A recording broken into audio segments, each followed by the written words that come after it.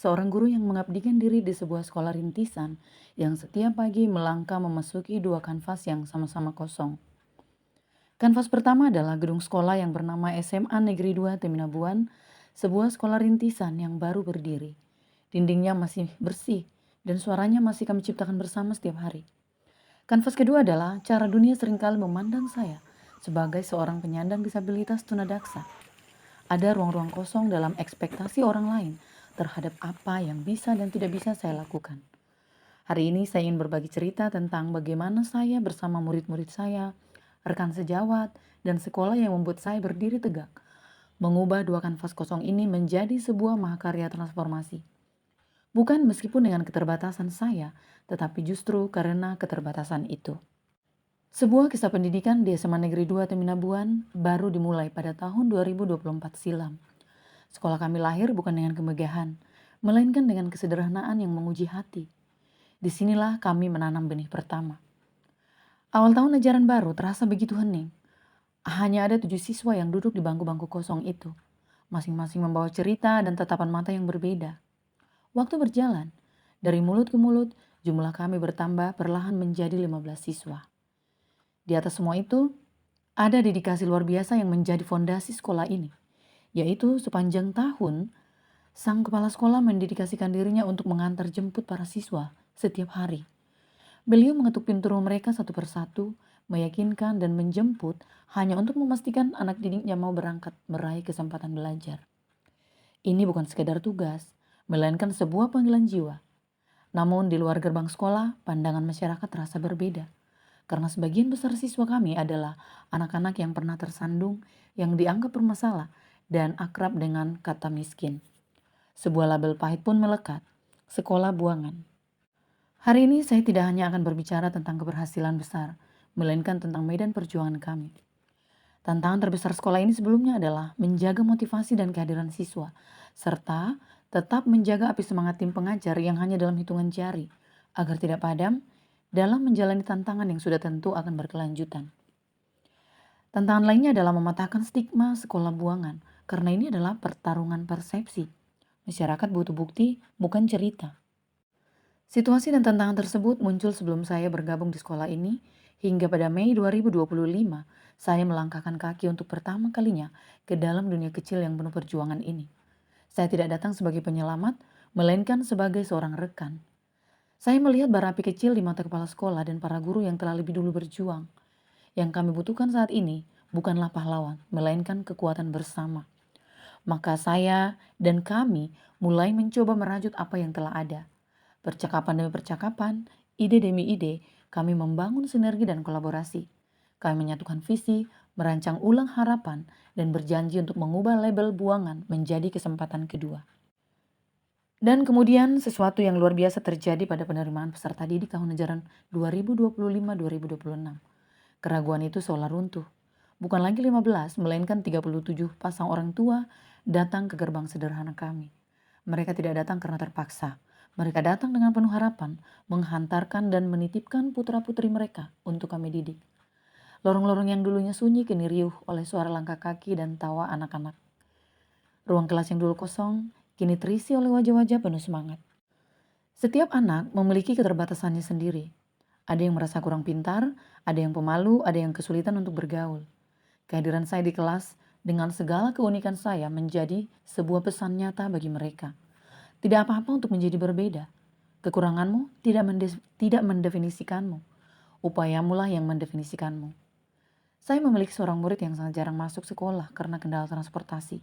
Suatu hari saya bercerita bagaimana saya kesulitan berjalan membawa kaki palsu di kaki kiri saya yang beratnya mencapai 4 kilogram dan harus saya satukan dengan nyawa saya. Sejak saat itu, dia menjadi rajin ke sekolah walau harus berjalan kaki seorang diri. Inilah transformasi yang paling mendasar, yakni mengubah pola pikir dari fokus pada kekurangan menjadi fokus pada solusi dan kekuatan. Menjadi guru rintisan di sekolah adalah sebuah panggilan untuk menjadi seorang perintis. Tidak ada peta, tidak ada jejak senior yang bisa diikuti. Disinilah keterbatasan fisik saya menjadi alat transformasi pertama. Saya tidak bisa berdiri berjam-jam di depan kelas atau menulis di papan tulis yang terlalu tinggi. Awalnya ini tampak seperti sebuah kelemahan, namun kondisi ini memaksa saya untuk bertransformasi. Semua berawal dari keterbatasan saya. Saya tidak bisa mendominasi ruang kelas secara fisik. Ini memaksa saya untuk mencari jalan lain. Jalan itu bernama teknologi.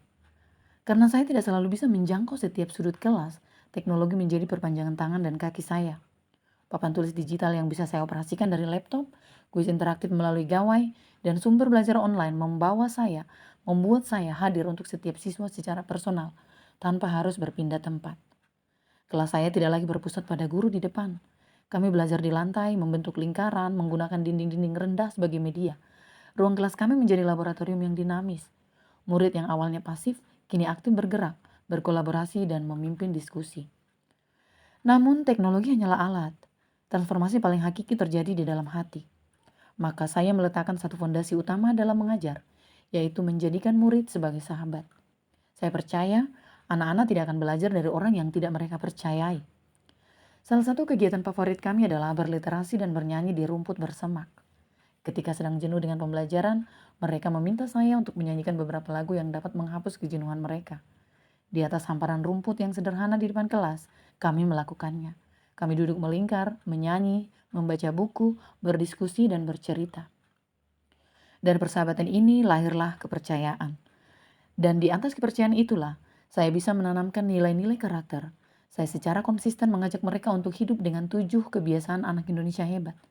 Bukan dengan ceramah, tetapi dengan keteladanan dan diskusi dari hati ke hati. Saat kami duduk bersama di atas rumput itu, dan hasilnya mereka melakukannya secara rutin di rumah dan di sekolah. Saya tidak bisa mendominasi, maka saya harus memfasilitasi. Saya menggeser peran guru dari sumber utama pengetahuan menjadi arsitek pengalaman belajar. Saya yang merancang kerangkanya, tetapi murid yang membangun isinya. Saya menyadari transformasi sejati tidak boleh berhenti di depan pintu kelas saya. Di sekolah rintisan, kami adalah tim. Kekuatan kami terletak pada kebersamaan kami.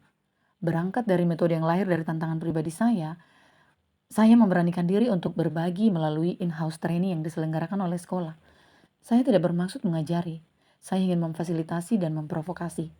Saya membagikan praktik baik tentang bagaimana kita bisa merancang pembelajaran mendalam yang relevan dan menantang di dalam kelas. Sebagai ketua Kombel, saya juga membersamai guru untuk membuat portofolio digital yang dapat menata seluruh dokumentasi pembelajaran dan hasil pencapaian mereka. Sebagai pendidik di sekolah perintis, saya bersama kepala sekolah tidak hanya melihat kebutuhan siswa hari ini, tetapi juga tantangan yang akan mereka hadapi hari esok. Nilai akademis saja tidak cukup. Gagasan ini lahir dari refleksi kami bersama untuk mengatasi tantangan hidup saat dituntut untuk kreatif dan punya keterampilan praktis. Maka kami merintis sebuah program terobosan yang mana sekolah kami menjadi sekolah pertama di Kabupaten Sorong Selatan yang mengimplementasikan program Double Track. Program ini adalah jawaban kami untuk menciptakan lulusan yang tidak hanya cerdas secara akademis, tetapi juga cakap secara keterampilan. Akhirnya, jika beberapa bulan lalu sekolah kami diibaratkan sebuah kanvas kosong yang sunyi, maka beragam praktik baik yang telah kami mulai telah menjadi goresan-goresan warna pertama. Sekolah yang dulu dimulai dalam keheningan, kini mulai menunjukkan tanda-tanda kehidupan baru. Sekolah yang tadinya ibarat mesin yang belum menyala, kini telah bertransformasi menjadi sebuah pusat kegiatan yang hidup, di mana setiap hari ada cerita baru tentang kemajuan siswa dan kolaborasi guru. Kedepannya, kami tidak hanya bercita-cita menjadi sebuah sekolah yang besar dalam jumlah, tetapi besar dalam dampaknya. Harapan kami adalah untuk membangun sekolah ini menjadi sebuah rumah baru, menjadi rumah kedua yang sesungguhnya untuk murid-murid yang kami kasihi. Salam hebat dari perancang, arsitek pembelajaran, dan pembuka jalan perintis masa depan, Nelly Pangaribuan. Salam guru hebat.